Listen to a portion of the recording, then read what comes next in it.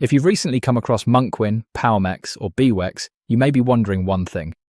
Are these websites actually legit, or is there something you should be worried about? I decided to take a closer look at all three. Let's start with Monkwin. The website may look professional at first, but that doesn't automatically mean it's trustworthy. When checking a site like this, I always look at the company information, contact details, policies, and overall reputation. Those details can tell you a lot. Next is Powemex. Again, the website might make some big promises, but I would not rush into making a purchase.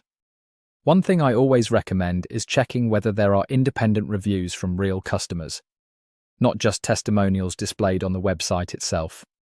Then we have Beawex. This one also deserves some caution. A website can look clean and convincing while still having very little information behind it.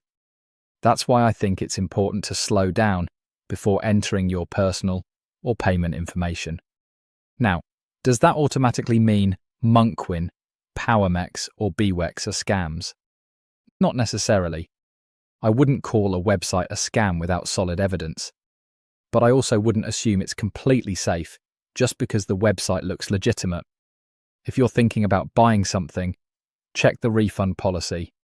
Look for a real business address. Search for independent customer feedback.